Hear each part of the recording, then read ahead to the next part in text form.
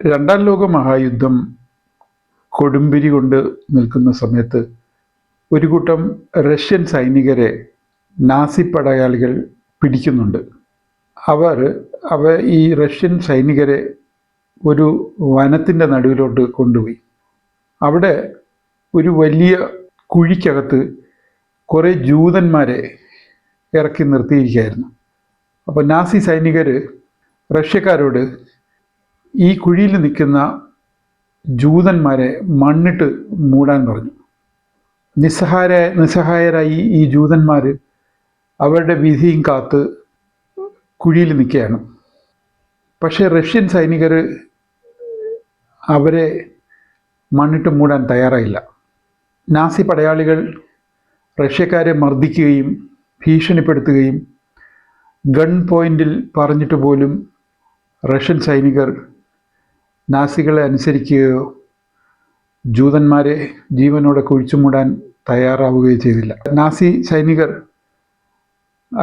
കൂടി ആലോചിച്ചതിന് ശേഷം ഈ ജൂതന്മാരെല്ലാം കരയ്ക്ക് കയറ്റി.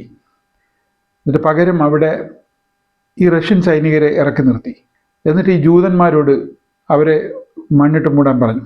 അത് കേൾക്കേണ്ട താമസം കേട്ട ഉടൻ തന്നെ ജൂതന്മാർ റഷ്യക്കാരെ മണ്ണിട്ട് മൂടാൻ തുടങ്ങി.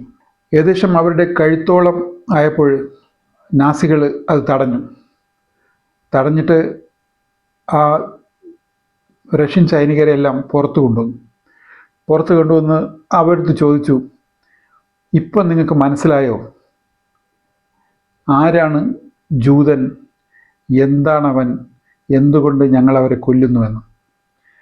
നന്ദി കെട്ട വർഗമാണ് ഇവന്മാർ എന്ന് ജൂതന്മാരെക്കുറിച്ച് റഷ്യക്കാരോട് ഹിറ്റ്ലറുടെ സൈന്യം പറയുന്നുണ്ട്.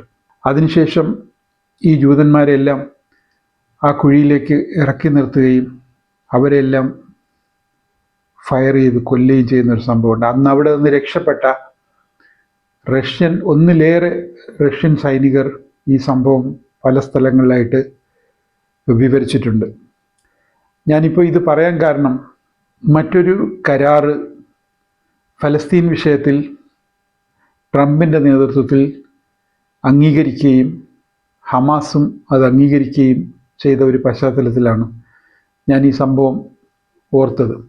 സയനിസ്റ്റുകൾ, ഞാൻ ഈ പറഞ്ഞ വിഭാഗത്തിലുള്ള ജൂതന്മാർ, എല്ലാ ജൂതന്മാരും അങ്ങനെ അല്ലെങ്കിലും ഇത്തരം ഒരു വിഭാഗം ജൂതന്മാർ എല്ലാ കാലത്തും ഉണ്ടായിരുന്നു. ഈ സയനിസ്റ്റുകൾ എപ്പോഴൊക്കെ കരാർ ഒപ്പുവെച്ചിട്ടുണ്ടോ അതെല്ലാം ലംഘിക്കാൻ വേണ്ടി മാത്രമാണ് അവർ ചെയ്തിട്ടുള്ളത്. കരാറുകൾ നിരന്തരമായി ലംഘിച്ച ഒരു ചരിത്രം കൂടിയാണ് സയനിസ്റ്റുകൾക്കുള്ളത്. പക്ഷേ ഇപ്പോൾ ഒരു പ്രത്യേകതയുണ്ട്. ട്രംപാണ് ഈ ഒരു പുതിയ കരാറിൻ്റെ രക്ഷാധികാരി. അദ്ദേഹം സമാധാനത്തിനുള്ള നോബൽ സമ്മാനം, ആ ഒരു നോബൽ സമ്മാനത്തിന് എന്തെങ്കിലും വിശ്വാസ്യതയും മാന്യതയും അവശേഷിക്കുന്നുവെങ്കിൽ അതുകൂടി നശിപ്പിക്കാനുള്ള ഒരു ഗൂഢാലോചനയുടെ ഭാഗമായിട്ടാണോ എന്നറിയില്ല. എന്തായാലും ട്രംപ് നോബൽ സമ്മാനത്തിന് വേണ്ടി, അതും സമാധാനത്തിനുള്ള നോബൽ സമ്മാനത്തിന് വേണ്ടി ഇങ്ങനെ പരിശ്രമിച്ചുകൊണ്ടിരിക്കുകയാണ്. അതിൻ്റെ ഒരു ഭാഗമായിട്ടാണ് ഇങ്ങനെ ഒരു കരാർ തട്ടിക്കൂട്ടി ഫലസ്തീനികളുടെ മുമ്പിൽ വയ്ക്കുകയും ഭീഷണിപ്പെടുത്തി അവരെ കൊണ്ടത് സമ്മതിപ്പിക്കുകയും ചെയ്തിട്ടുള്ളത്. ഇസ്രയേൽ പതിവ് പോലെ കരാർ ലംഘനം നടത്തിയാൽ അത് ട്രംപിൻ്റെ നോബൽ സമ്മാനത്തിന് വേണ്ടിയുള്ള പരിശ്രമങ്ങൾക്ക് ഒരു വലിയ തിരിച്ചടിയാവും. അതുകൊണ്ട് ഈ ഒരു കരാർ രക്ഷപ്പെടാനും ഇസ്രയേലിൻ്റെ ഭാഗത്തു നിന്നും ഒരു ലംഘനം ഉണ്ടാകാതിരിക്കാനുമുള്ള വളരെ ചെറിയൊരു സാധ്യത അവശേഷിക്കുന്നുണ്ട്.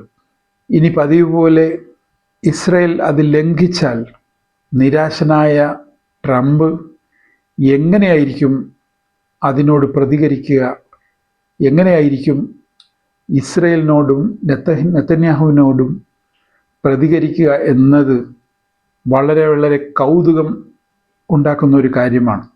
ഫലസ്തീൻ തടവിലുള്ള ഇസ്രയേലികളെ വിട്ടയക്കണം, ആദ്യമായി വിട്ടയക്കണം.